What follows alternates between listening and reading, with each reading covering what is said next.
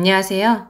오늘은 우리에게 잘 알려진 뇌과학자 김주환 교수님의 회복탄력성과 같은 제목이지만 다른 작가님의 신간 회복탄력성을 소개 및 일부 낭독해 드리려고 합니다. 신간 회복탄력성의 김시연 작가는 방대한 독서와 연구활동, 강의를 통해서 내적 성장과 인생의 근본적인 변화를 추구하는 사람들과 소통하고 강의하며 사고혁신연구소의 소장을 맡고 있는 분이라고 합니다. 처음에 책을 보내주신다고 했을 때 김주환 교수님의 회복탄력성인 줄 알고 바로 읽어보고 싶어서 보내달라고 말씀드렸었는데 받고 나니 다른 작가분이라 약간 당황했었다고 솔직히 말씀드립니다. 나중에 시간이 되면 김주환 교수님의 책과 비교해가며 읽어보는 것도 재밌을 것 같습니다. 이 신간 회복탄력성의 내용은 이론적이거나 어떤 학문적 근거가 뒷받침된 내용이라기보다는 작가의 경험을 베이스로 한 사람의 감정, 심리적인 부분에 포커스를 맞춰서 심리적, 감정적 회복력을 가지는 방법을 제안하고 있습니다. 어찌 보면 내용이 진부하거나 어떤 분에게는 공감이 가지 않을 수도 혹은 힘들어서 지쳐있는 나에게 왜 자꾸 다시 일어나라고 채찍질하는 것이냐고 듣기 거북하실 수도 있습니다. 제가 이런 말씀을 드리는 이유는 제가 낭독할 부분으로 고른 챕터들을 지인에게 보여줬더니 종교적 힘으로 실현의 시기에서 일어선 자신에게는 약간 거부감이 든다고 하더라고요. 하지만 제 입장에서는 책을 읽다 보니 저자가 이야기하는 인생의 힘들었던 시절을 저도 겪었고 저자가 내린 결론에 저도 어느 부분 공감하기에 이 책을 소개해드립니다. 저 또한 한참 번아웃이 왔던 시절 누군가가 힘내라고 격려하는 말 한마디조차 듣기 힘들었던 적이 있기에 책 내용 중 회복탄력성의 중요성을 강조하는 부분에서 거부감이 느껴지시는 분이 계실 수도 있다는 생각에 조금 더 많은 분들에게 위로가 되거나 공감대가 될 만한 부분 위주로 소개해 드립니다. 낭독해 드릴 부분은 일부분이며 책 전반적으로 좋은 내용이 많아서 소개해 드린 부분에 공감을 하시는 분들은 책 전체를 읽어보시는 것도 추천드립니다.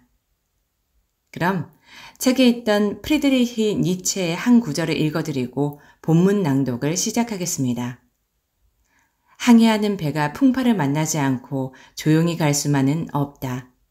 풍파는 언제나 전진하는 자의 벗이다. 풍파 없는 항해 얼마나 단조로운가. 고난 속에 인생의 기쁨이 있다. 들어가며 아이러니하게도 우리는 가장 고통스러울 때 그 이전까지 내가 참 행복한 사람이었다는 것을 깨닫는다. 더 이상 갈 곳이 없는 절벽 위에 섰을 때 가장 행복한 순간을 떠올리며 고통과 행복이 한 쌍임을 알아간다. 행복만 있는 삶도 고통만 있는 삶도 없다. 가장 고통스러웠던 시절에도 행복했던 시절이 선명하게 다가오면서 다시 살아나갈 힘을 얻었다. 인생은 결코 달콤하지 않다. 달콤하기만 해서는 인생의 여러 가지 맛이 어우러져야 한다는 것을 모른다. 쓴맛은 쓴맛으로 홀로 존재하지 않는다. 쓴맛이 극에 달하면 단맛을 부르고 단맛이 극에 달하면 쓴맛이 그립다. 입에 쓴 약이 몸에 좋듯이 쓴맛은 삶의 약이 되기도 한다. 인생의 쓴맛을 맛보지 않았다면 내 인생에 찾아온 행복들을 온전히 이해하지 못했을 것이다. 인생을 통과하면서 겪은 고난과 아픔은 시간이 지나면 내 삶을 단단히 지탱해주는 기반이 된다. 이런 경험치를 통해 다시 일어서게 된다. 지금 가장 고통스러운 시간을 견디고 있다면 더욱 단단해질 시간이 주어졌다는 것을 의미한다. 이를 통해 새로운 기회나 도전 혹은 변화를 맞이하게 된다. 일상에서 삶의 전환점에서 시련과 고통을 겪게 됐을 때 꺾이지 않고 나아갈 수 있는 무기를 삶이 내게 주려는 것이다. 화복무문 유인자초. 화와 복에는 문이 따로 없다. 오직 사람만이 화와 복의 문을 열 수 있다. 불확실한 미래를 헤쳐나가는 힘은 오직 자신의 마음에 있다. 현재의 불확실성이 어떤 결과를 가져올지도 현재의 내 선택에 달려있다. 불안해할 것인가? 새로운 경험으로 인생을 채울 기회라고 생각할 것인가? 어떤 미래를 원하는가?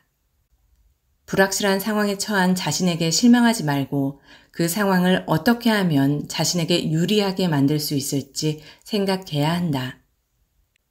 결코 불안에 잠식당하지 말라. 불확실한 상황은 단지 현재일 뿐이다. 상황은 변하기 마련이다. 세상 만물이 변화하듯이 상황도 언젠가는 바뀐다. 세상의 비바람을 헤쳐나갈 수 있는 것은 오직 사람의 마음속에 존재한다. 그 힘을 꺼내어 삶을 살아갈 것인지 아니면 불안과 불확실성에 잠식당할 것인지는 우리의 선택에 달려있다. 나는 10년 동안 지옥 같은 고통 속에서 보냈지만 지금 돌아보면 그때 가장 많은 행복을 발견했다. 고통이 오지 않으면 사람은 행복이 무엇인지 알 수 없다는 것. 그래서 고통과 행복은 한 쌍일 수밖에 없다는 것. 가장 고통스러운 시간이 되돌아보니 가장 소중한 시간이었다. 더 이상 떨어질 곳이 없는 낭떠러지에서 내 안에 회복 탄력성을 일깨우며 재기할 수 있다는 희망을 품었다. 이 책을 읽는 독자님들에게도 무너지지 않고 다시 일어설 수 있는 마음의 힘을 전하고 싶다. 성공은 성공할 때까지 반복한 실패의 결과다. 지금은 역경과 시련의 터널을 지나고 있을지라도 이 터널은 언젠가는 끝이 난다. 우리는 터널의 끝에 도달했을 때 더 단단해진 나 자신을 만날 준비를 해야 한다. 1장 역경을 뛰어넘는 사람들의 비결. 지금까지 수많은 실패와 시련 때문에 괴로웠다면 이제는 과거의 나를 안쓰럽게 여길 수 있을 것이다. 고통까지 경쾌하게 뛰어넘을 줄 아는 연륜이 생길 것이다. 인생은 까마득한 계단을 오르는 일이다. 연륜은 그동안 내 다리로 올라왔던 무수한 계단들이 만들어준다. 그러니 오늘 힘들더라도 손잡이를 잡고 한 걸음이라도 올라가 보자. 지금까지의 나를 조망할 수 있는 풍경이 다른 계단참이 나타날지 모르니. 지금 우리에게는 회복의 기술이 필요하다. 우리는 그 어느 때보다 불확실한 환경에서 살아가고 있다. 과학기술은 하루가 다르게 눈부시게 변화한다. 윈도우 7에 겨우 익숙해지는가 싶더니 윈도우 7은 이제 보안 지원조차 되지 않는다. 식당은 이제 사람이 주문을 받지 않는다. 테이블마다 메뉴 선택과 결제까지 이루어지는 키오스크 시스템이 자리 잡았다. 키오스크에 익숙지 않은 사람은 식당에서 밥을 먹기조차 힘들어졌다. 코로나 같은 전 지구적 위기가 와서 하루아침에 많은 사람이 생계수단을 잃고 한 채 앞을 내다볼 수 없을 정도로 갑자기 어려워졌다. 시간이 지나고 다시 일상으로 돌아와 삶을 살아가고 있지만 아직 우리 모두 그 여파를 감당하고 회복하는 단계에 있는 것은 분명하다. 그래서 최근에는 회복하는 기술, 회복 탄력성이 더욱더 주목을 받고 있다. 회복 탄력성은 삶의 어려움이 닥쳤을 때 꺾이지 않고 다시 일어서게 하는 마음의 힘을 말한다. 불확실한 미래를 헤쳐나가야 하는 우리의 삶과 회복 탄력성은 밀접한 관련이 있다. 회복 탄력성은 어려움과 도전에 대처하는 능력을 말하며 불확실한 미래에 대처하는 것은 어려움과 도전에 직면하는 것이다. 불확실한 미래에 대처하기 위해서는 회복 탄력성을 발휘하는 것이 중요하다. 회복 탄력성은 미국의 심리학자인 앤드류 샤테와 캐런 레이비치가 2002년 발간한 책 The Resilience Factor 7 Keys to Finding Your Inner Strengths and Overcoming Life's Hurdles를 통해 50년간 연구한 회복력 기술을 소개한 이후로 신경과학과 뇌과학의 발달에 의해 후천적 개발이 가능하다는 주장이 계속되어 왔다. 회복탄력성은 우리 모두에게 내재되어 있는 마음의 힘이자 그것을 이끌어내기만 한다면 후천적으로도 개발할 수 있다는 의미다. 바람이 불면 강한 나무라도 결국 뿌리 뽑힌다. 고집이 세거나 성격이 너무 완강하면 주변과 원만하게 어울리기가 쉽지 않다. 하지만 유연한 고무줄처럼 융통성과 여유를 지닌 사람은 주변에 따라 잘 적응한다. 오늘날처럼 변화가 많은 사회에서는 무엇보다 중요한 생존 능력이 바로 유연함, 탄력성이다. 회복 탄력성이란 자신과 주변 사물에 대해 얼마나 유연한 태도를 가지고 있느냐로 결정된다. 공은 탄성이 있어 튀어오른다. 고무줄은 탄성이 있어 잡아당기면 늘어난다. 빠르고 복잡한 세상에 적응하려면 공이나 고무줄 같은 유연함이 절실하다. 삶은 크고 작은 역경으로 이루어져 있다. 아무리 피하고 싶어도 시련과 실패는 인생에 피할 수 없는 동반자다. 누군가는 작은 시련에도 폭력이나 중독으로 스트레스를 해소하며 파멸의 길로 들어선다. 하지만 누군가는 시련과 실패를 도약의 발판으로 삼는다. 커다란 성취는 언제나 돋보이지만 성취라는 커튼을 조금만 열어봐도 실패와 역경이라는 과정이 있음을 알게 된다. 15년 동안 독서를 하면서 가장 흥미로운 분야는 역시 사람 이야기다. 위인전처럼 무조건 훌륭한 사람으로만 바라보는 관점이 아니라 한 인물을 다양한 관점에서 객관적으로 바라보는 평전이라는 장르가 있다. 평전으로 남을 만큼 인류사에 커다란 발자국을 남긴 사람들의 공통점은 삶을 바라보는 남다른 관점이었다. 그들은 불행한 사건이나 실패에 대한 인식이 남달랐다. 역경이 닥쳐도 부정적으로 상황을 인식하지 않고 문제 해결에 집중한다. 오히려 이 과정을 더 큰 성취를 이루는 데 사용하는 영민함을 보여준다. 인생의 밑바닥에서 다시 튀어오르는 경험은 돈 주고도 사지 못한다. 직접 실패나 시련을 겪어봐야 그 과정을 오롯이 자신의 성장을 위한 발판으로 삼을 수 있다. 인생에 크고 작은 시련과 실패가 없다면 남다른 관점을 키울 기회가 없는 셈이다. 사람이 궁지에 몰리면 완전히 다른 시선으로 세상을 바라보게 된다. 우리는 항상 의미부여가 필요한 존재다. 시련이나 실패가 피할 수 없는 인생의 동반자라면 여기에 어떤 의미부여를 할 것인가? 신세 한탄하며 자신을 파멸로 이끌 것인가? 아니면 처한 상황을 남다른 관점으로 해석하고 이것을 도약의 기회로 삼을 것인가?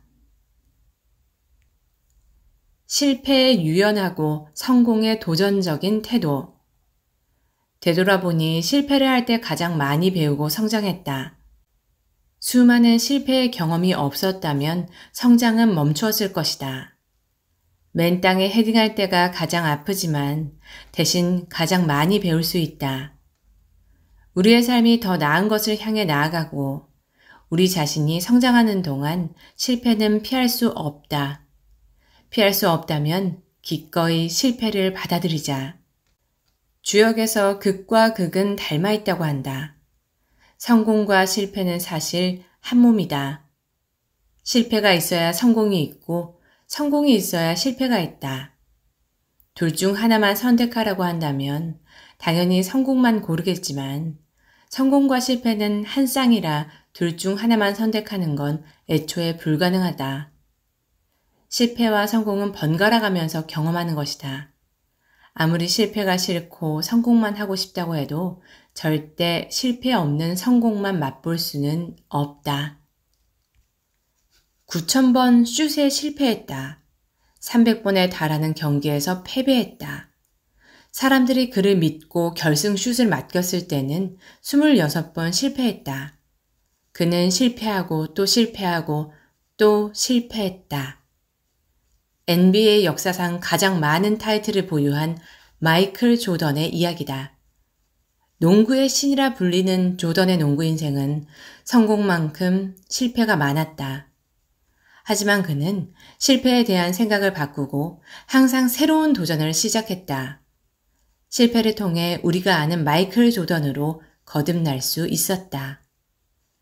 실패를 통해 가장 많이 배운 것은 실패를 대하는 관점이다. 한두 번 한다고 잘 될 리가 없다는 걸 알고 나면 오히려 마음이 편해진다.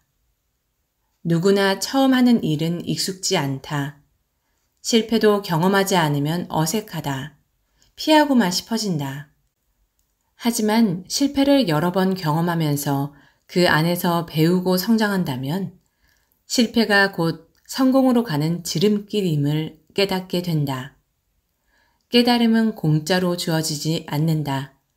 치열하게 도전하고 부딪히는 사람에게 트로피처럼 주어지는 것이 깨달음이다. 깨달은 자는 절대 깨닫기 전에 자신으로 돌아가지 못한다. 이것이 깨달음의 깊이다. 경험은 돈 주고 살 수 없는 소중한 자산이 되어 돌아온다. 스티브 잡스는 애플에서 해고되었던 일이 자신이 겪은 가장 멋진 일이라고 했다. 젊은 날부터 승승장구했던 스티브 잡스는 오만했다. 그는 성공에 취해 겸손을 배울 기회가 없었다. 매킨토시의 실패를 인정하지 않으려 했고 직원들에게 거침없이 모욕적인 말을 했다. 이러한 태도 때문에 그는 결국 자신이 펩시콜라에서 영입한 존 스컬리에 의해 애플에서 쫓겨나게 된다. 스티브 잡스는 이 시기를 교만한 자신에게 꼭 필요했던 쓰디 쓴 약과 같다고 회고한다. 스티브 잡스는 쓰디 쓴 실패를 통해 유연한 태도를 배웠다. 애플에서 쫓겨났다고 세상이 끝난 건 아니었기 때문이다. 그는 시간 여유를 허투루 쓰지 않고 자신의 강점을 다시금 발휘했다. 고사양 컴퓨터 회사 NEXT를 만들고 애니메이션을 제작하며 소프트웨어와 하드웨어, 콘텐츠 사업을 두루 경험한다. 이 경험은 훗날 잡스가 애플에 돌아와서 애플 뮤직과 애플 스토어를 만드는데 결정적인 도움을 준다. 사람은 실패를 겪으면 자동으로 겸손해진다. 이것이 실패의 미덕이다. 이 겸손한 태도는 성공을 향한 밑거름이 되어준다. 겸손하지 않으면 성공할 수 없다.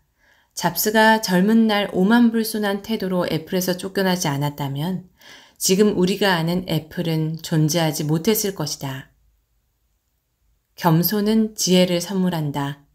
성공은 지혜를 얻은 후에 따라오는 부록 같은 것이다. 알 수 없는 미래를 헤쳐나가는 힘. 인생은 계획대로 풀려나가지 않는다. 인생의 묘미는 항상 미지의 가능성을 동반한다는 데 있다. 매 순간 삶은 우리에게 불안과 불확실이라는 상자를 안겨준다.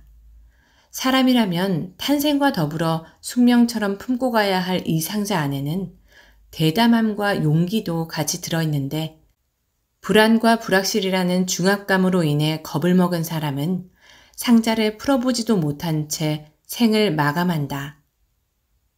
실패를 좋아하는 사람들이 있다. 바로 성공한 이들이다. 그들은 성공의 트로피만큼이나 중요한 것이 실패에서 얻을 수 있는 근력이라고 말한다. 실패를 맛보고 그 노하우를 자신의 것으로 만든 사람은 다시 도전하는 걸 두려워하지 않는다. 경기가 둔화되고 불확실한 상황에서도 실패에서 배운 상세한 정보라는 자산이 있기에 기회를 포착하고 성과를 기회로 만드는 역량이 축적된 상태이다. 이 역량이 바로 성공을 만드는 핵심이다. 실패와 불확실한 미래를 헤쳐나가는 힘은 밀접한 관계가 있다. 실패는 우리가 예상하지 못한 상황에서 발생한다. 예상할 수 있다면 실패하지 않을 것이다. 그래서 실패를 겪으면 큰 상처를 입기도 하고 좌절하기도 한다. 실패를 극복하고 일어나는 과정에서 사람은 더욱 강해진다. 미래는 예측하기 어렵고 불안을 유발한다.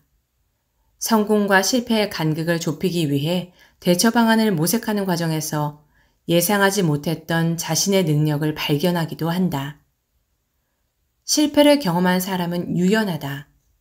반드시 성공해야 한다는 부담이 없기 때문이다. 유연함은 회복하는 데 중요한 요소 중 하나다. 유연할수록 빠르게 회복할 수 있다. 부담감이 없는 사람은 도전을 망설이지 않는다. 이미 실패를 경험해 보았기에 다시 실패한다 해도 성공을 향한 데이터가 누적된다는 것을 알기 때문이다. 이것을 가장 잘 아는 사람 중 한 명이 바로 토머스 에디슨이다. 나는 실패한 적이 없다. 다만 되지 않는 1만 가지 방법을 찾았을 뿐이다. 라는 그의 말은 발명이라는 불확실한 상황을 어떻게 타개해 나갔는지 알려주는 명언으로 지금까지 회자되고 있다. 에디슨의 1만 번의 실패는 실패의 범위가 성공보다 훨씬 크다는 것을 말해준다. 실패를 하는 근본적 원인은 도전했기 때문이다. 성공의 원인을 실패라고 본다면 불확실한 미래가 더 이상 불안하게만 보이지 않을 것이다. 성공의 이면은 언제나 실패가 든든하게 자리 잡고 있다. 성공의 기반인 실패가 든든하지 않다면 사상 누각에 불과하다. 기초가 허술한 모래 위에 누각을 지으면 오래 가지 못한다. 기초는 실패다.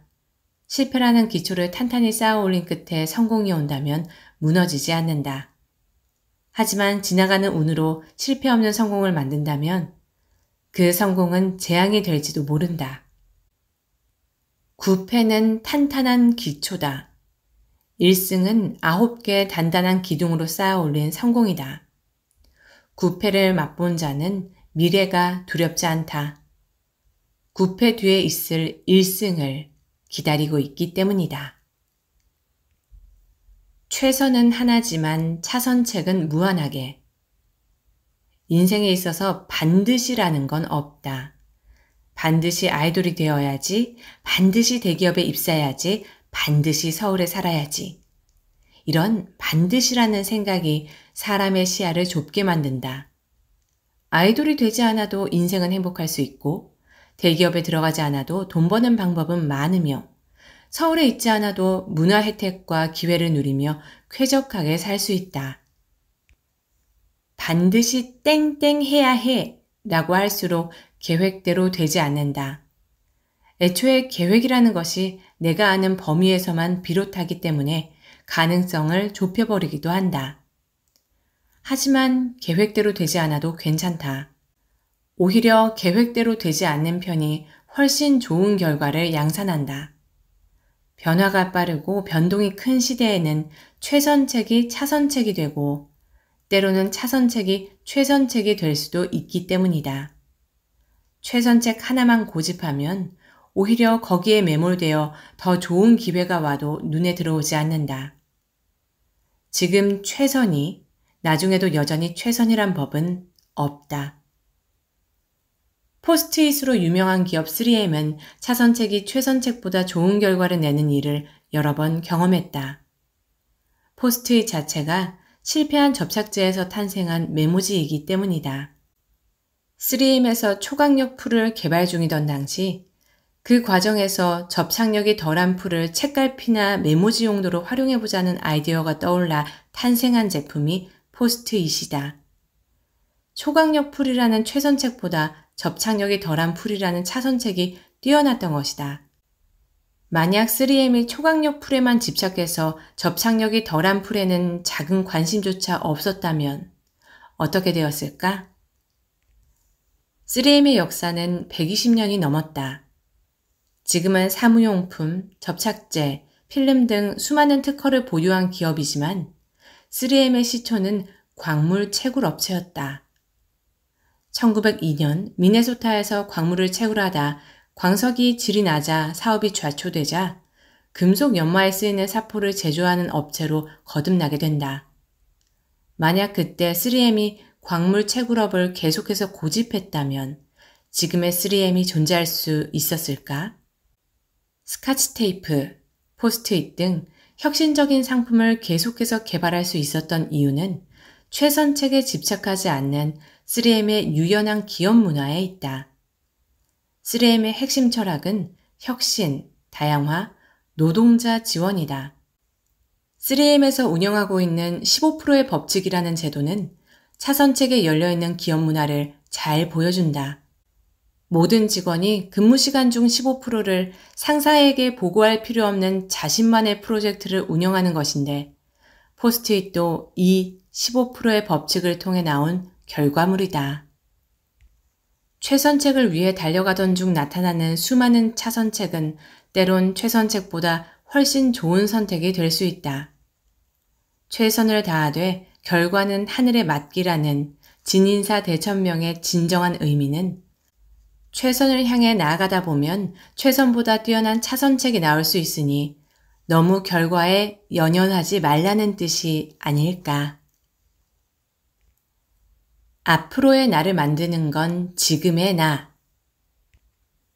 우리는 오늘, 지금, 바로 이 순간 변화할 힘을 가지고 있다. 우리는 매 순간 선택을 하고 그 선택에 따라 삶은 조금씩 변화한다. 인간은 자신이 능동적으로 삶을 꾸려갈 수 있는 힘, 즉 자기 통제권이 있다는 걸 깨닫게 되면 변화한다. 자기 통제권은 오늘 하루, 지금의 나를 선택할 엄청난 힘이다. 앞으로의 나를 만드는 건 지금 현재의 나이며 동시에 미래의 나도 만들어 나가고 있다. 현재의 행동과 선택이 미래의 나를 만들고 있다는 점을 인식하는 것만으로도 삶의 통제권이 자신에게 있음을 알 수 있다. 그러기 위해서는 현재 자신의 상태를 솔직하게 파악하고 이를 그대로 받아들이자. 현재 자신을 부정하고 진솔하게 인정하지 못하면 계속 현실 도피를 할 가능성이 크다. 현실을 부정하면 그에 따른 어려움이나 문제를 인식하지 못한다. 또한 현실에 안주하거나 변화를 거부한다. 현실을 인정하고 받아들이는 것은 성장을 위한 첫걸음이다. 자신을 과도하게 축소할 필요도 없고 필요 이상으로 부풀릴 필요도 없다. 현실을 부정하고 왜곡하는 것은 일시적으로 문제를 해결하고 위안을 주는 듯 하지만 장기적으로 자신을 속이고 현실에서 멀어지게 만들 수 있다. 자신을 속이는 사람은 진정한 의미로 현재에 살지 못한다. 항상 현실을 피해 도망만 다니고 있는 셈이다. 지금 있는 그대로의 현재를 받아들여야 새로운 내일을 만들어갈 수 있다. 중요한 건 있는 그대로의 내 모습을 인정하고 사랑해주는 것이다. 다른 사람이 되지 않아도 괜찮다. 자신의 모습을 거부하지 않고 있는 그대로 받아들이는 것을 자기 수용이라고 한다. 자기 수용은 정체된 것을 의미하지 않는다. 자신이 아닌 모습으로 억지로 꾸미는 것이 아니라 시작점을 자신으로 두고 발전해 나가는 것이기 때문에 심리적인 안정감도 커져간다. 심리적인 안정감이 있어야 감정에 휘둘리지 않는다. 현재의 중요성을 깨닫고 미래의 행동으로 이어지는 지속성을 가질 수 있다. 자기 수용은 회복 탄력성과도 밀접한 관계가 있다. 자기 수용은 심리적 유연성이 필요하다. 고정관념이나 특정한 개념적 틀에 매이지 않고 현재를 있는 그대로 바라본다. 심리적 유연성은 상황에 따라 대처 방식을 바꿀 수 있는 능력을 말한다. 어려운 상황을 타개해내는 힘과도 관련이 깊어 회복 탄력성과도 상호작용하며 개인의 성장과 발전에 큰 영향을 미친다. 회복 탄력성과 심리적 유연성이 있는 사람은 경험을 열린 마음으로 받아들이고 새로운 도전을 두려워하지 않으며 자신의 가치관에 따라 적극적으로 행동한다. 지금 자신의 모습을 있는 그대로 인정하는 것은 새로운 미래를 위한 선택이다. 운명은 정해져 있지 않다. 운명은 오늘 나의 선택과 행동으로 하나하나 엮어나가는 것이다. 있는 그대로의 자신의 모습을 수용하고 인정하고 사랑해준다면 운명은 당신의 손에 달려있음을 알게 될 것이다. 2장. 내 안의 회복 탄력성을 이끌어내는 8가지 질문.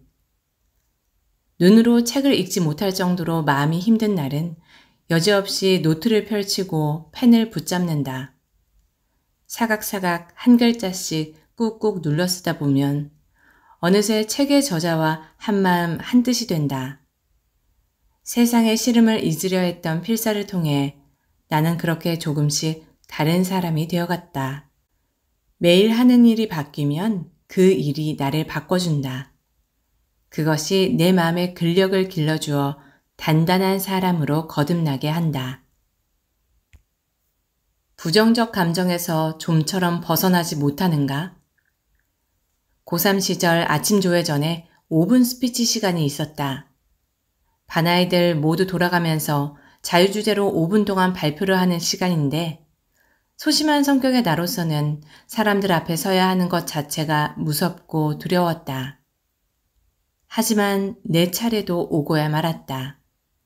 교탁 앞에 선 반 친구들을 쳐다보지도 못한 채 지옥 같은 5분을 보냈다. 떨리는 목소리로 뭐라고 했는지 기억도 나지 않지만 사람들 앞에서 말하기에 대한 부정적 감정이 평생을 지배하기에 충분한 경험이었다. 현재 나는 수많은 청중 앞에서도 긴장하지 않는다. 사람들 앞에서 말하는 것을 좋아한다. 고3 시절과 무엇이 달라졌을까? 5분 스피치도 벌벌 떨던 내가 강의가 직업이고 일상이 되어버렸다. 작가가 되고 처음 강의를 의뢰받았을 때 거절하고 싶었다. 하지만 좋은 기회였고 강의를 경험하고 싶었다. 하루 이틀 고민하다가 결국 제안을 수락했다. 강의를 준비하면서 고3 시절 겪은 스피치의 악몽이 떠올랐다. 자꾸만 밀려오는 부정적 감정을 타파하기 위해 강의의 모든 내용을 타이핑해서 외우기로 했다. 잠도 안 자고 강의 내용을 달달 외우다가 이건 아니다 싶어 대본은 집어치웠다. 생각나는 대로 자연스럽게 말하기로 했다. 내가 쓴 책의 내용을 기반으로 강의를 하는 건데 대본이 필요하다는 것 자체가 우스워졌다. 수십 년 전 스피치의 악몽이 발목을 잡고 있었지만 사람들에게 전달하려는 메시지에 집중하기로 했다. 그렇게 대본도 없이 생애 첫 강의를 했다. 청중들이 몰입하는 눈빛을 보면서 그들과 교감하면서 오랫동안 나를 괴롭혔던 부정적 감정과 이별할 수 있었다. 이제는 발표에 대해 긍정적 감정을 가지게 된 나의 경험처럼 사물과 사건에 대한 부정적 감정은 절대 영원하지 않다. 사람도 변하고 사물도 변하고 환경도 변한다. 그런데 나만 혼자 부정적 감정에 매몰되어 있을 수는 없다. 부정적 감정은 언제든 긍정적 감정으로 치환할 수 있다. 잠시만 부정적 감정에서 빠져나오는 경험을 해보자. 부정과 긍정의 감정 사이가 그리 멀지 않다는 걸 알게 될 것이다. 경험은 판단의 기준이 된다. 하지만 우리의 경험은 극히 좁을 뿐더러 얕기까지 하다. 물리적 힘이 지배하는 삶을 살고 있는 인간에게 직접 경험의 폭은 제한적일 수밖에 없다. 우리가 그 좁은 폭의 경험을 모든 판단의 기준으로 삼고 있다면 기준 자체에 대한 의문을 가져볼 필요가 있다. 이때 긍정적 경험이 많이 쌓인다면 부정적 감정으로부터 벗어날 수 있다. 아주 작은 것부터 긍정의 경험을 쌓아보자. 스스로 계획했던 아주 작은 일을 실천해보거나 주말에 소모적이고 감각적인 것에 시간을 쓰지 않고 배움과 체험의 시간을 가져보면 어떨까? 미술관에서 작품을 감상한 뒤에 짧게나마 소감을 공유하거나 일기를 쓰는 것은 긍정적 경험으로 쌓인다. 미술 작품이 나와는 동떨어진 것처럼 느껴지지만 미술은 항상 우리 가까이에 있다. 주변의 미술관을 검색해보자. 의외로 멀지 않은 곳에 있다는 걸 알 수 있다. 예술은 우리의 생각과 감정을 환기해주는 좋은 매개다. 직접 내 발로 가야 하고 직접 내 눈으로 보고 새로운 생각들로 나를 채워볼 수 있는 다방면적으로 활동적이고 긍정적인 경험이다. 소소하게 획득한 긍정적인 감정을 되새기며 글로 간단하게 정리하는 시간을 가져봐도 좋다. 객관적 입장에서 보았을 때는 긍정적인 감정이나 부정적인 감정의 경계를 확실하게 구분짓는 것은 의미 없다.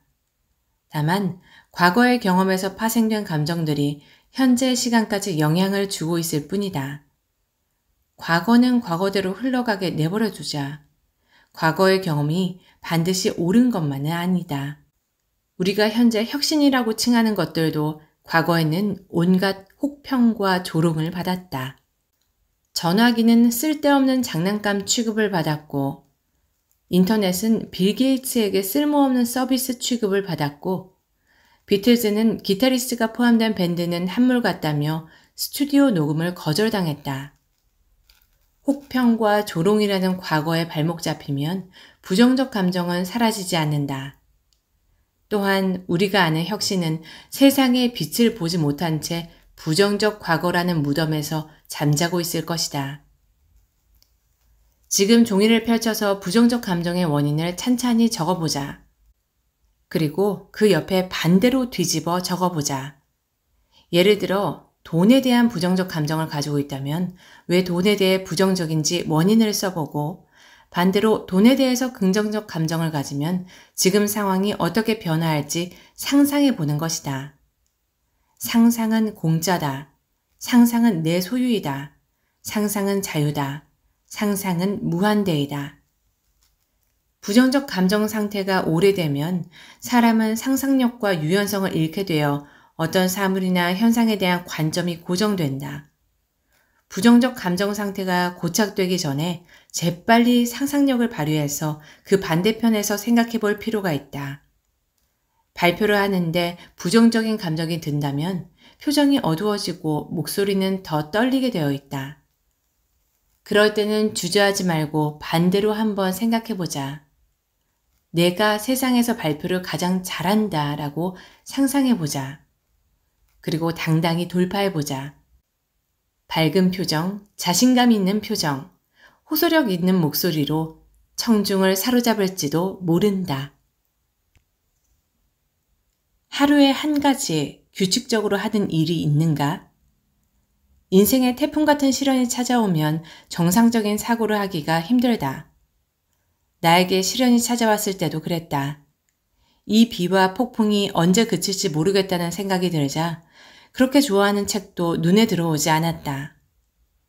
마음을 다스리고 온몸의 고통을 이겨내려 책에 의지하고 있었는데 그마저도 힘든 일이 되어버린 것이다. 간신히 만든 좋은 습관도 시련과 고통 앞에서는 속수무책이었다. 그래서 필사를 하기 시작했다. 책을 펼치면 자꾸만 고민과 걱정거리가 눈앞에 몰려와서 집중을 할 수 없었지만 필사를 하면서 손과 눈과 마음으로 문장을 읽어나갔다. 그러자 책 한 구절을 읽기 어려울 정도로 여유가 없었던 마음도 조금씩 안정이 되었다. 힘든 시절에 책마저 읽을 수 없다면 베껴쓰기라도 해보자고 시작한 일이 하루, 이틀, 한 달이 두 달이 되고 6달을 넘기자 몸에 박힌 습관이 되어버렸다. 이제는 필사가 뼈에 새겨진 습관이 되어 좋은 책을 만나면 반드시 필사를 해야 그 책을 온전히 읽은 것 같은 기분이 들 정도다. 명나라 말기의 선비 홍자성이 쓴 책 책은담을 필사하며 구절들을 곱씹어 본다. 홍자성은 큰 뜻을 품고 포부가 당찬 인물이었지만 혼란한 시대를 살았다.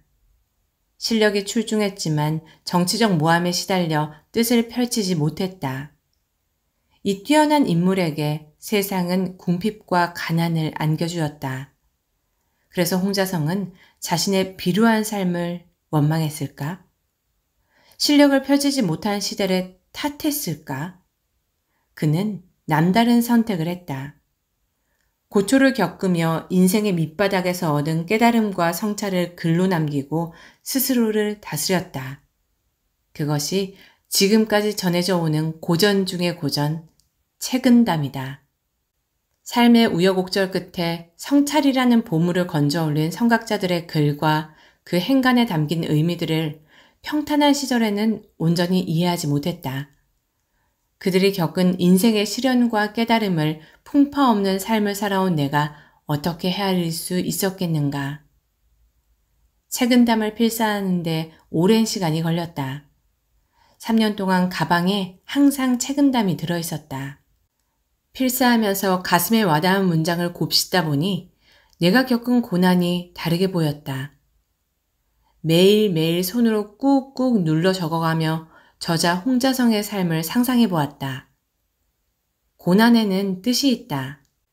시련이 삶에 찾아온 것에는 다 까닭이 있다. 절벽에 서 있는 기분이었던 나는 현재 상황을 완전히 다른 시각에서 보게 되었다. 필사를 하루라도 하지 않으면 다시 불안이 엄습해왔다. 그렇게 나는 매일 필사하는 습관을 만들었다. 이해하지 못하는 책은 무조건 필사를 하며 생각을 정리했다. 필사하는 습관이 생기자 글을 쓰기 시작했고 생각을 날카롭게 정리하는 과정을 거치며 나도 모르는 자신의 장점을 발견하게 되었다. 한 번 안 쓰면 장시간 필사를 해도 힘들지 않았다. 필사를 아무리 해도 졸리거나 지루하지 않았다. 당시 내가 겪고 있던 상황과 비교하면 필사를 하는 건 신선 노름과 다름없을 정도로 쉬운 일이었다. 지옥을 건너고 있는 나에게 필사 시간은 황홀한 휴식이었다. 그렇게 평생 습관인 필사를 하며 아픈 시절을 지나왔다. 나는 여전히 마음이 흔들리고 불안할 때 필사를 한다. 눈으로 책을 읽지 못할 정도로 마음이 힘든 날은 여지없이 노트를 펼치고 펜을 붙잡는다. 사각사각 한 글자씩 꾹꾹 눌러 쓰다 보면 어느새 책의 저자와 한마음 한뜻이 된다. 운이 좋으면 저자가 꿈에 나온다. 소크라테스가 나오고 니체가 등장한다. 평소에 궁금했던 질문거리를 실컷 묻다가 잠에서 깨어나면 나는 완전히 다른 사람이 된 것 같다. 세상의 시련을 잊으려 시작했던 필사를 통해 나는 그렇게 조금씩 다른 사람이 되어갔다. 매일 하는 일이 바뀌면 그 일이 나를 바꿔준다. 그것이 내 마음의 근력을 길러주어 단단한 사람으로 거듭나게 한다. 3장. 꺾이지 않고 다시 나아가게 하는 마음의 무기. 과거의 내가 현재의 나인가? 과거의 경험이 쌓여 현재의 나를 만드는 건 분명하지만 그를 통해서 현재의 나를 다른 사람으로 만들어주기도 한다. 과거의 고통스러운 경험은 예방주사와 같아서 지금의 나를 좀 더 단단하고 튼튼하고 긍정적인 사람으로 변화시킨다. 내일 죽는다 해도 이 문제가 중요할까? 라는 질문. 일론 머스크는 사람을 채용할 때 인터뷰에서 반드시 물어보는 질문이 있다고 한다. 그것은 바로 인생에서 나타난 문제를 어떻게 해결했는가이다. 이 질문이 중요한 이유는 인생이 나에게 준 과제를 스스로 뛰어들어 해결해 본 사람만이 그 방법과 세부 사항을 정확히 알기 때문이다. 문제를 해결한 척 하는 사람은 조금 설명하다가 어느 순간 막힌다고 한다. 살다 보면 인생은 문제 해결의 연속이다.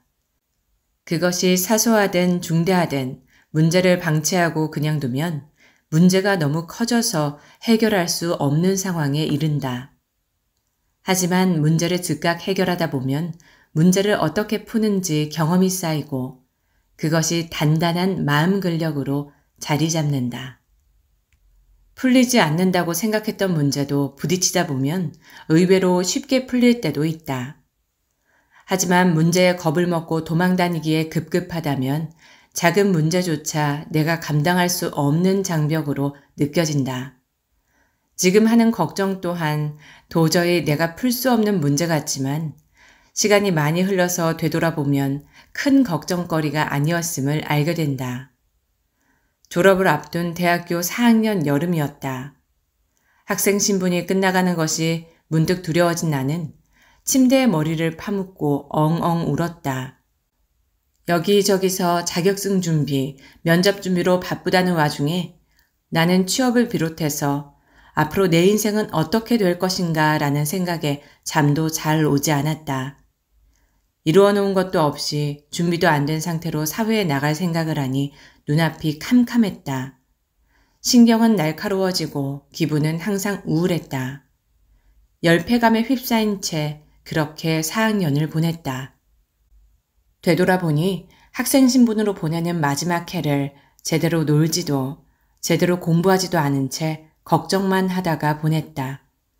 그때 1년간 열심히 공부했다 한들 미래가 드라마틱하게 바뀌지는 않았을 텐데 차라리 마음 편하게 신나게 놀지 않은 걸 지금 상당히 후회하고 있다. 그 시절엔 취업의 압박감에 항상 마음이 불안하고 걱정이 가득해서 시야가 참 좁았다. 20년이 훌쩍 지난 지금에 와서야 우울했던 청춘의 시간이 다시 돌아올 수 없는 소중한 시간이었다는 걸 깨달았다. 왜 침대에 누워 베개만 붙들고 울었는지 모르겠다. 걱정을 한다고 달라지는 건 아무것도 없는데 말이다. 지금 걱정에 휩싸여 현재 아무것도 하지 못하고 허송세월하는 것보다는 내가 해결할 수 있는 것이 무엇인지 차근차근 생각한 다음 해결할 수 있는 문제는 적극적으로 해결하자. 도저히 자신의 힘으로 해결할 수 없는 일은 도움을 요청하자. 끙끙 앓기만 해서는 해결되지 않는다. 시간이 흐르고 보면 왜 그런 걱정을 혼자 하고 있었는지 자신이 안쓰러울 것이다. 지금 하고 있는 걱정거리가 너무 크게 느껴진다면 잠시 눈을 감고 생각을 환기하자. 다른 관점으로 생각해보자. 관점은 두 가지가 있다. 하나는 나무를 보는 관점이고 다른 하나는 숲을 보는 관점이다. 나무를 바라보는 관점은 시야가 좁다. 숲을 보는 관점은 시야가 넓다. 인생이라는 긴 시간을 숲처럼 조망해 볼 수 있다. 걱정에 휩싸인 사람은 지금 눈앞에 있는 걱정만 보인다. 인생을 숲이라고 가정하고 걱정을 나무라고 여겨보자. 인생이라는 커다란 숲에서 나무는 그렇게 크게 보이지 않는다. 시간이 흐르면 내 눈앞에 있는 나무는 한없이 작게만 보인다. 세상에 풀지 못하는 문제는 없다. 하물며 개인의 걱정은 쉽게 해결될 수 있는 문제이다.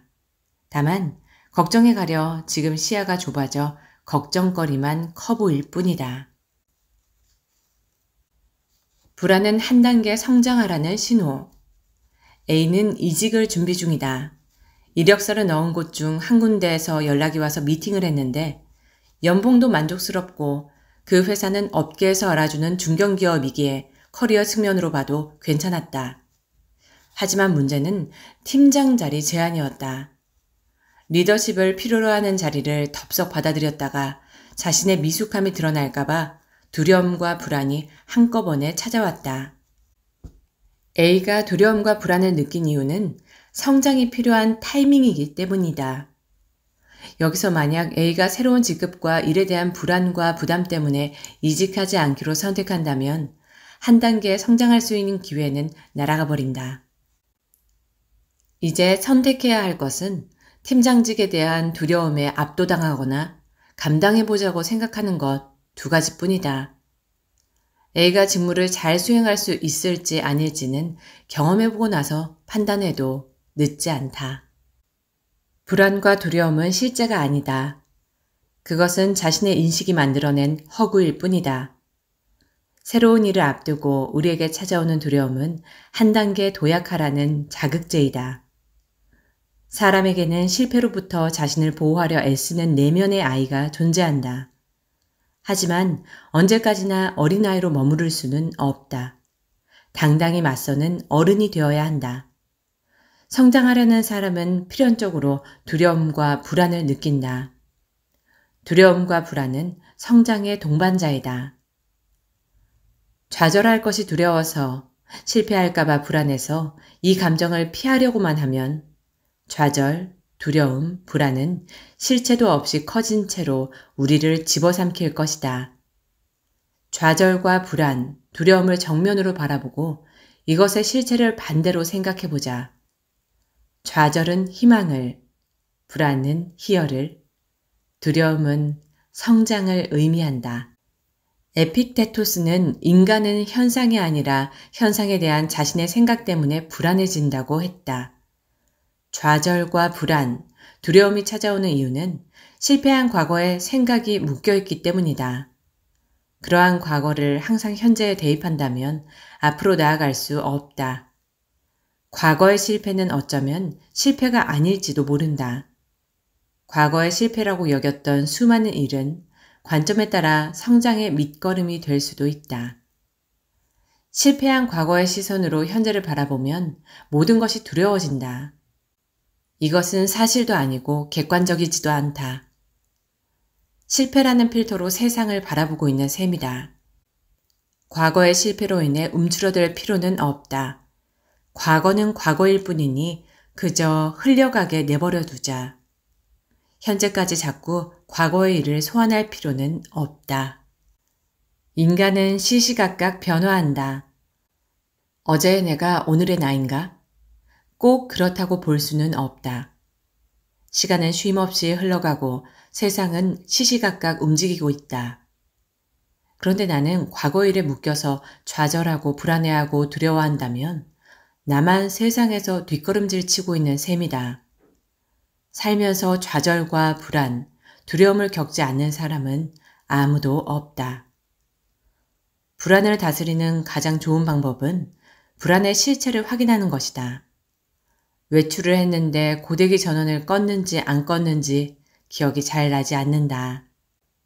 고데기 전원을 끄지 않았다면 불이 날지도 모른다. 이러한 불안을 잠재우는 가장 좋은 방법은 집에 다시 들어가서 확인해 보는 것이다.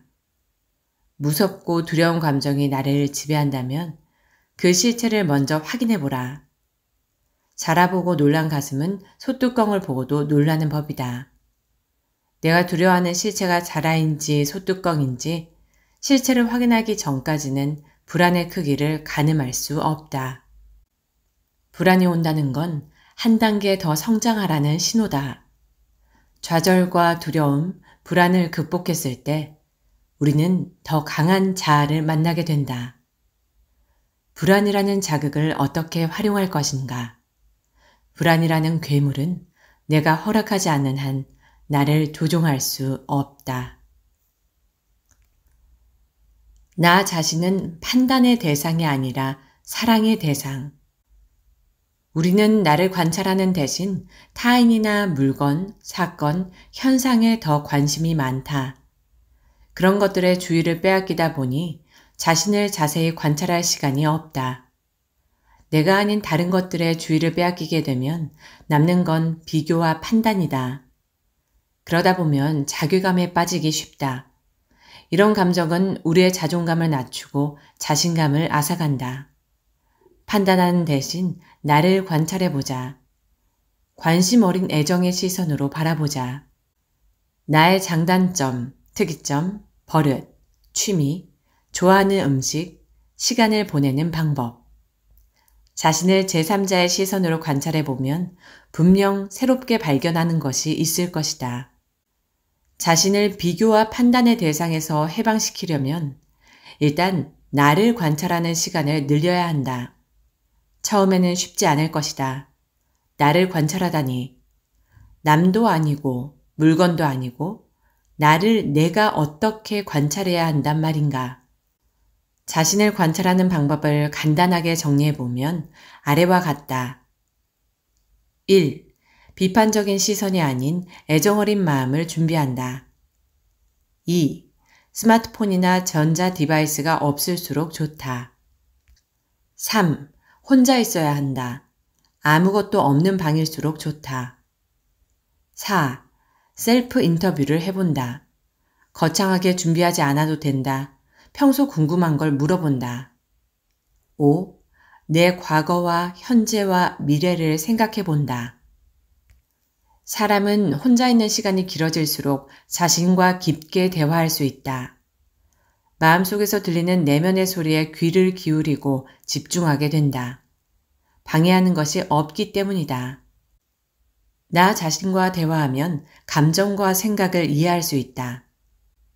나를 싫어하는 마음보다 이해하는 마음이 커진다.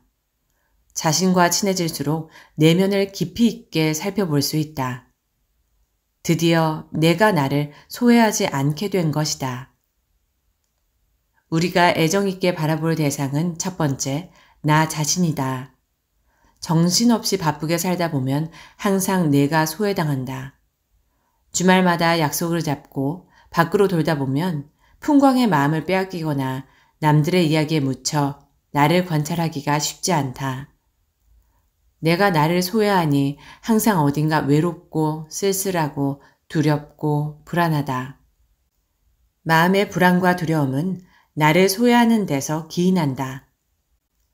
타인의 욕망을 자신의 것처럼 욕망하면서 사는 현대인에게는 자기 소외가 낯설지 않다. 그래서 내 안에 무엇이 들어있는지 집중하기보다는 타인이 가진 것과 내가 가진 것을 자꾸 비교하고 판단하는데 시간과 에너지를 빼앗긴다. 나라는 존재는 까도 끝이 없는 양파 같다. 무엇이 안에 들어있는지 꺼내어 보기 전까지는 어떤 재능과 능력과 매력을 가졌는지 알 수 없다. 자신을 사랑하고 자신에게 집중하는 사람만이 자기 안에 있는 것들을 꺼낼 수 있다. 나에게 집중하는 사람은 자신에게 애정이 있는 사람이다. 나를 사랑하지 않으면 자꾸 나를 멀리하고 싶기 때문이다. 나를 진정으로 사랑할 수 있어야 타인도 온전하게 사랑할 수 있다. 모든 것의 시작은 자기 자신이다. 4장 회복 탄력성을 삶과 연결하는 방법. 시련과 고통을 겪은 마음은 하루아침에 손바닥 뒤집히듯이 치유되지 않는다. 현재 내가 할 수 있는 일에 집중하면서 일상을 회복해야 힘이 축적된다. 사람이 위기에 직면했을 때는 자신에 대한 통제권을 쉽게 잃어버린다. 그래서 일상의 통제권을 찾는 일이 급선무이다. 아침에 일어나서 이부자리를 정리하고 밥을 먹고 청소를 하는 일이 가장 기본적인 영역이다. 아주 소소한 일이 모여 건강한 보통의 일상을 만든다. 오늘도 성장했다는 생각이 중요하다. 인류의 과학 문명은 한순간에 이루어지지 않았다. 수많은 과학자의 실패 위에 세워진 문명이 현재 우리가 누리는 문명의 실체이다. 과학에는 성공이 없다. 과학자들의 수많은 실패가 지금 인류가 이룬 문명의 토대이다. 과학에는 실패도 성공도 없는 셈이다. 다만 성장이 있을 뿐이다. 이를 우리의 인생에도 빗대어 생각해보자. 우리의 인생에도 실패도 성공도 없다. 다만 성장이 있을 뿐이다. 하임 바이츠만은 벨라루스 출신의 유대인 화학자였다. 합성 고무를 만들기 위해 여러 차례 실험을 진행하던 그는 끝내 합성 고무를 만들지 못하고 실험 결과를 간직해 두었다. 당시 제1차 세계대전이 발발해 각국은 치열한 전투를 거듭했는데 화약의 필수 재료인 아세톤이 대량으로 필요했다. 영국이 아세톤 만드는 방법을 몰라 쩔쩔매고 있을 때 아세톤을 대량 생산할 수 있다고 나타난 사람이 있었다. 바로 하임 바이츠만이었다.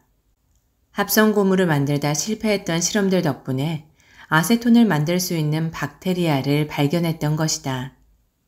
하임 바이츠만 덕분에 영국은 아세톤을 대량 생산할 수 있었고 연합군의 승리로 이어졌다. 그 결과 하임 바이츠만은 부와 명성을 얻고 이스라엘 초대 대통령의 자리까지 오르게 된다. 합성 고무를 만드는 데는 실패했지만 그 실패는 바이츠만을 대통령으로 만들어 주었다. 오늘 실패한 일이 내일 나에게 어떤 결과를 만들어줄지 아무도 모른다. 실패가 아니라 성장이라는 생각으로 실패를 두려워하면 안 된다. 만약 하임 바이츠만이 합성 고무를 만드는 데 실패했다고 절망에 빠져 그 결과를 기록하지 않고 모두 폐기했다면 세계사는 어느 방향으로 흘러갔을지 모를 일이다. 내가 하는 모든 생각과 행동과 마음이 결국 미래의 나에게 영향을 준다. 성장은 쉽게 이루어지지 않는다. 인간은 성인이 되기 위해 20년이라는 세월이 필요하다. 걷기 위해 2000번을 넘어져야 한다. 키가 크려면 성장통을 알아야 한다. 나는 12살부터 13살 사이에 12cm가 자랐는데 매일 밤 다리가 아팠다. 피할 수 없는 성장통이었다. 성장통이 싫다고 키를 포기할 수는 없는 노릇이다. 자크 라캉은 모든 실패한 행위에는 성공한 메시지가 담겨 있다고 했다.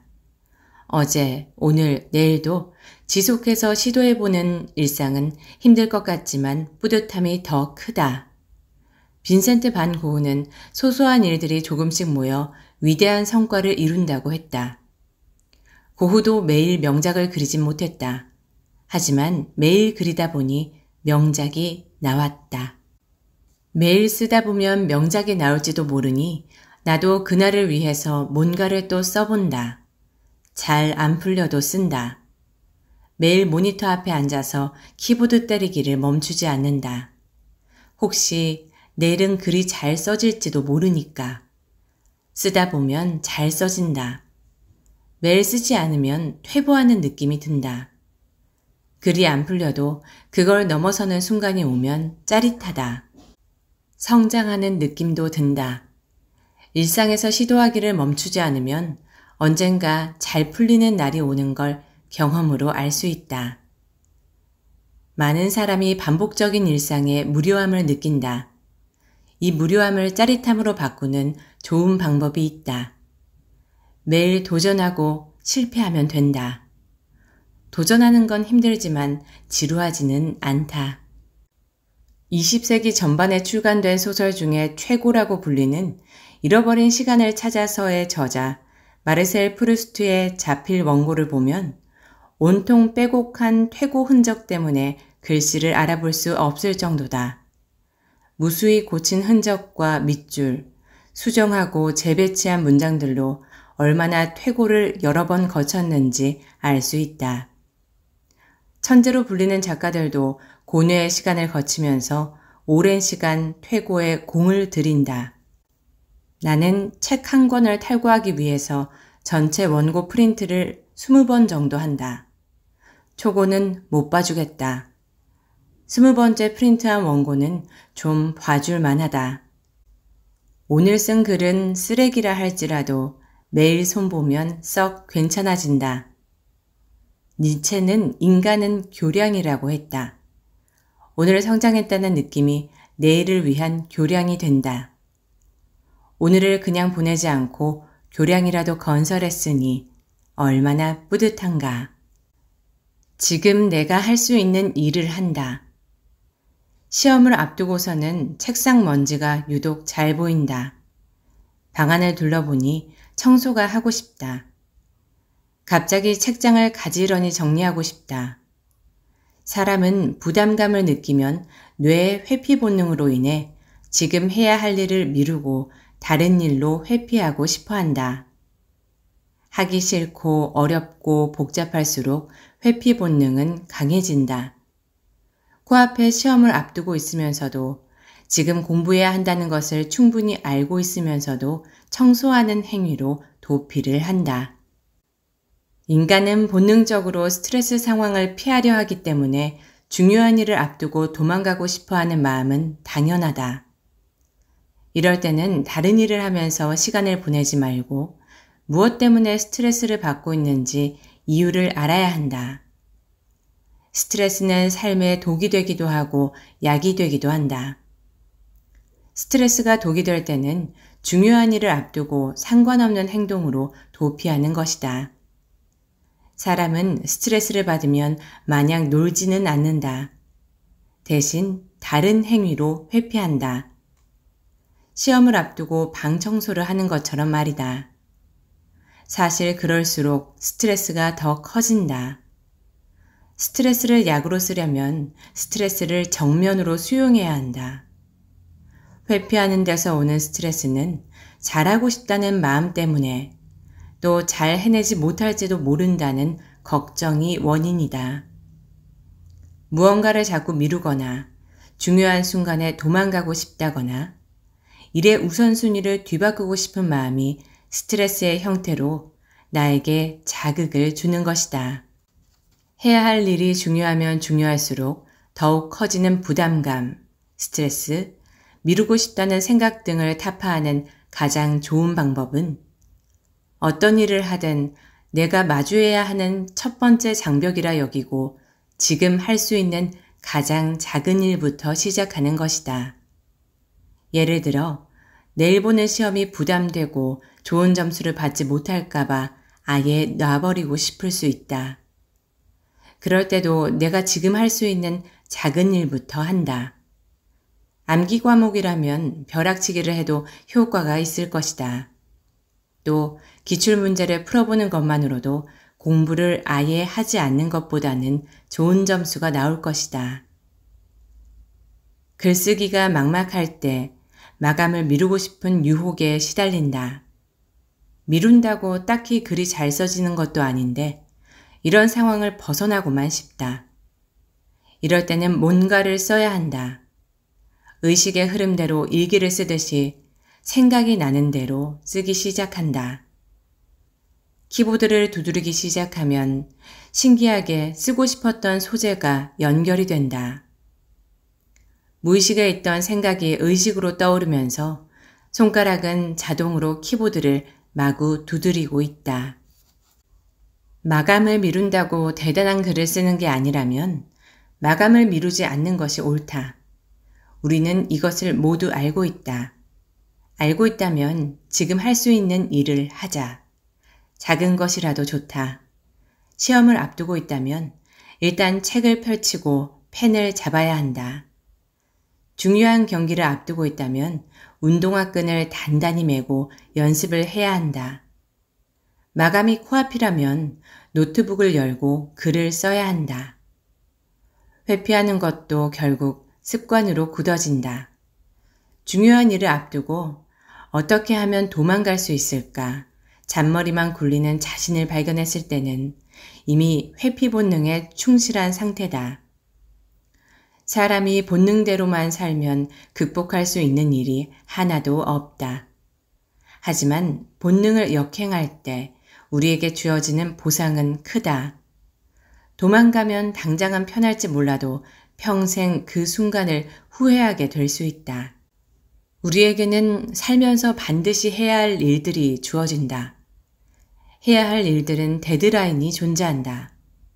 삶을 살아가는 과정에서 완수해야 할 일을 하지 않으면 자꾸 불안해진다. 불안하면 해야 할 일에 집중하기가 더욱 힘들다. 시작을 했으면 끝을 맺어야 한다. 언제까지 애매한 상태로 남아있고 싶지 않다면 오늘 해야 할 일은 오늘 끝내야 한다. 마음이 조급해질수록 지금 당장 할 수 있는 일이 없다는 생각이 든다.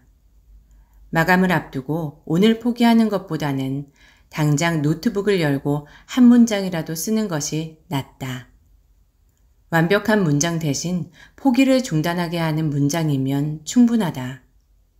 그것이 지금 여기서 내가 할 수 있는 일이다.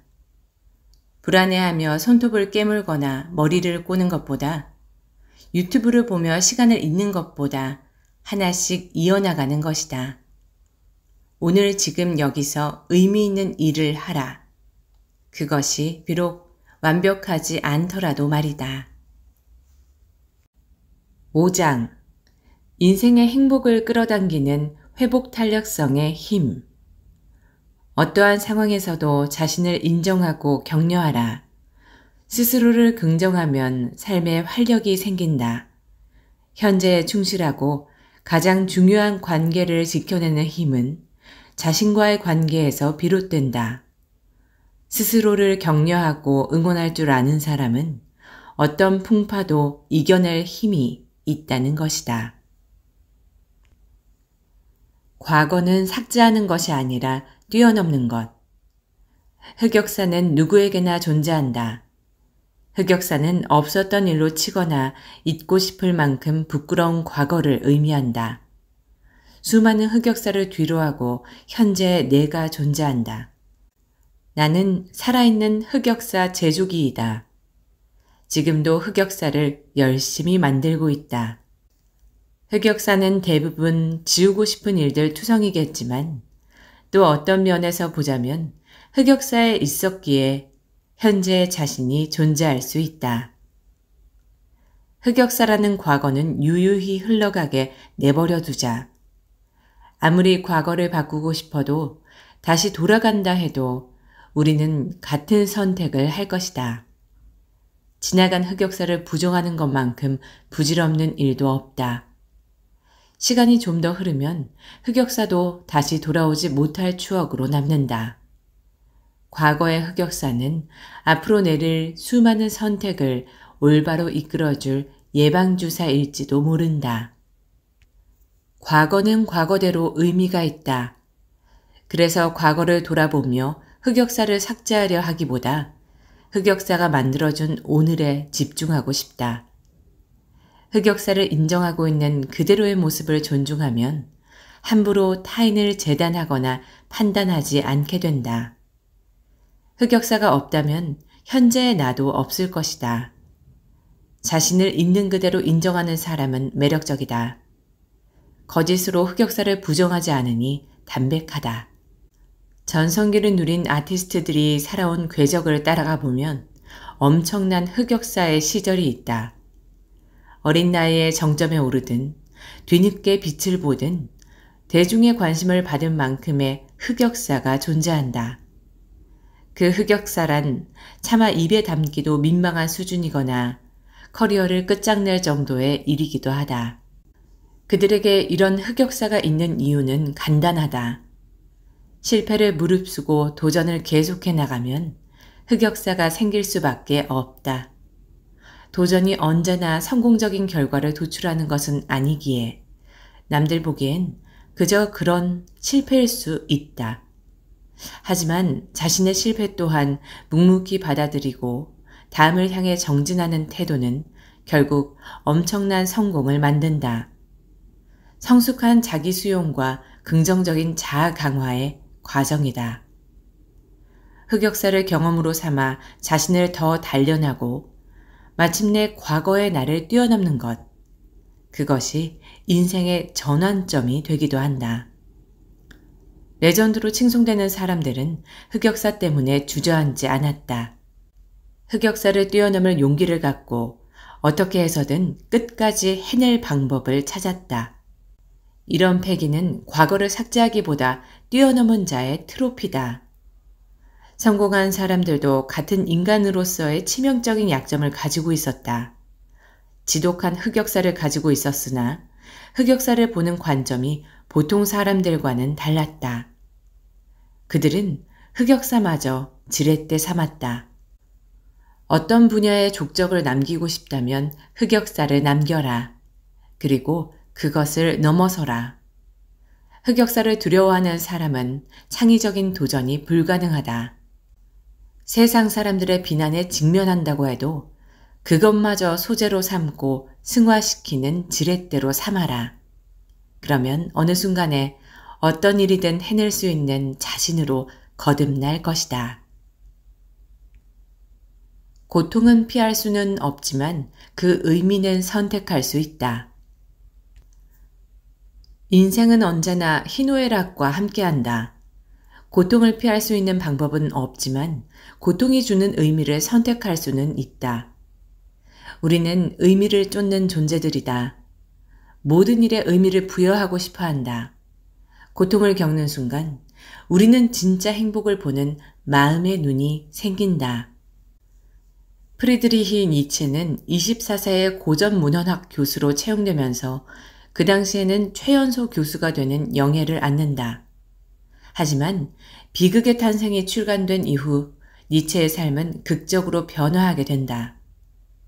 그를 교수로 특별 채용한 스승 비렐름 리츠로부터 술에 취해 쓸데없는 이야기를 장황하게 늘어놓은 책이라는 혹평을 받은 것을 시작으로 세상으로부터 차디찬 비판에 시달리며 천재라는 칭호를 받은 니체의 영광은 내리막길을 걷게 된다.